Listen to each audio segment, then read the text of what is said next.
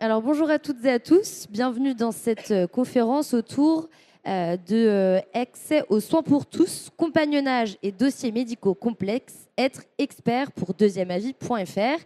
Pour parler de ce sujet, j'ai aujourd'hui avec moi professeur Sofiane Bendifala, bonjour. Bonjour. Donc vous êtes chirurgien gynécologique à l'hôpital américain de Paris et médecin expert donc pour deuxièmeavis.fr, notamment sur l'endométriose. Exactement. Alors avant de vous poser quelques questions sur votre rôle de médecin expert, je vais présenter rapidement deuxièmeavis.fr. Donc il s'agit d'un service en ligne qui permet d'avoir l'avis d'un médecin spécialiste en moins de 7 jours sur plus de 800 pathologies en leur communiquant en fait son dossier médical. Et la plupart du temps, c'est un service entièrement pris en charge par la mutuelle sans avance de frais. Alors nous, aujourd'hui, on va s'intéresser au côté soignant, au côté médecin. Qu'est-ce que c'est d'être médecin expert pour eux? Alors justement, on l'a dit, vous êtes spécialisé sur l'endométriose. En tant que médecin expert pour deuxièmeavis.fr, comment est-ce que vous participez à réduire l'errance diagnostique sur cette maladie qui, on le sait, est assez importante? Merci, c'est une bonne question. Il faut d'abord resituer ce que c'est l'endométriose. L'endométriose, c'est globalement 2 à 4 millions de femmes en France. C'est un impact sur la fertilité et la qualité de vie. Et donc, du coup, dans cette logique-là, on sait qu'il y a une notion de délai entre les premiers symptômes qui arrivent à l'adolescence et le moment où véritablement vous avez un diagnostic. Il y a aussi une question d'inéquité face à l'accès aux soins et face à l'accès d'expertise. Et donc, ce qui est important à avoir à l'esprit, c'est que ce délai est en moyenne de 10 ans. Et on voit qu'il y a des disparités, des inégalités d'accès à ces fameux diagnostics. Et c'est dans ce contexte-là que Deuxième Avis intervient pour démocratiser notamment la question du diagnostic, mais la question des trajectoires de soins, des parcours de soins, grâce à un avis expert qui intervient sur le cadre d'un dossier, qui est un dossier papier pour lequel le médecin va concrètement expliquer, formaliser et donner les principaux indicateurs à la patiente pour pouvoir être mieux accompagnée. Alors, vous avez parlé des zones sous-dotées, des inégalités aussi d'accès aux soins en fonction de là où on habite. Comment, justement, avec deuxièmeavis.fr, avec ce service, il y a des gens qui peuvent avoir accès à votre expertise? Vous êtes à Paris. Ça vous permet de pouvoir donner votre expertise partout en France? Oui, c'est le point fondamental. C'est que quand on regarde un petit peu quelle est la démographie des patientes qui sollicitent Deuxième Avis, on a beaucoup de patientes qui sont à la fois dans des zones rurales, donc quasiment 50% des patientes sont dans des zones rurales. On a une vingtaine de pourcents de patientes qui sont en situation de handicap, donc qui ont des difficultés d'accès aux soins. Et on a aussi une question de démocratie sanitaire, puisque on considère globalement que 85% des sollicitantes sont CSP-. Et donc, du coup, on voit bien là qu'on rend un véritable service à la population générale. Et c'est en ça que, véritablement, on lutte contre les inégalités d'accès aux soins et de l'accès à l'expertise.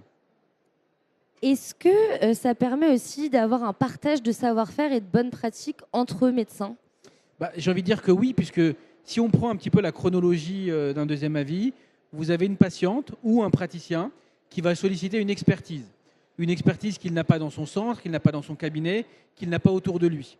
Et quand on rend ce rapport peut être partagé, et on sait globalement que la moitié des rapports sont partagés avec les médecins généralistes et les équipes de soins. C'est-à-dire que le deuxième avis que vous rendez, ce n'est pas uniquement pour le patient ou la patiente, c'est aussi pour d'autres professionnels de santé. Bien sûr. C'est en ça que c'est puissant, puisque au niveau de la patiente, on va lui apporter une information, souvent une information beaucoup plus précise, beaucoup plus détaillée, beaucoup plus exhaustive sur sa situation.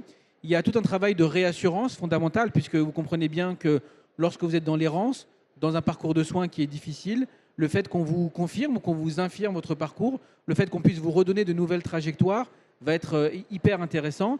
Et pour le praticien qui accompagne cette patiente-là, c'est un support supplémentaire. Donc on aide à la fois les équipes, les praticiens, mais aussi et surtout les patientes. Ça va permettre aussi peut-être une meilleure observance de la part de la patiente sur un traitement?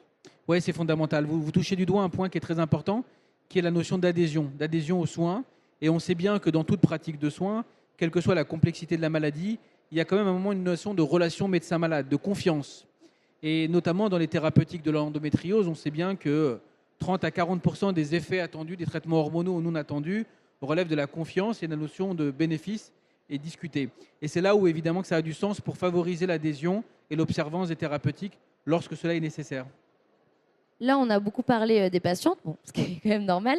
Mais vous, en tant que médecin expert, c'est pas trop compliqué de jongler entre, je suppose, déjà une clinique importante, des consultes, des opérations, et ce rôle en plus Comment est-ce qu'on fait pour jongler avec tout ça? Franchement, c'est quelque chose de tout à fait naturel parce que moi, ça m'arrive au cabinet, c'est même pas ça m'arrive, c'est mon quotidien de recevoir des patientes qui ont des dossiers compliqués. J'ai malheureusement ou heureusement la chance d'être à la fois expert dans ce domaine-là et en chirurgie, donc j'ai souvent des situations les plus difficiles. Et on voit bien qu'il y a des difficultés du quotidien qu'on peut très facilement résoudre et d'autres qui le sont moins. Et deuxième avis permet d'avoir face à soi des situations qui sont difficiles, où on sent bien, même sur le papier, même dans la rédaction, à la fois parfois la difficulté, le parcours complexe, la tristesse qu'il y a auprès des patientes, l'impact que ça peut susciter.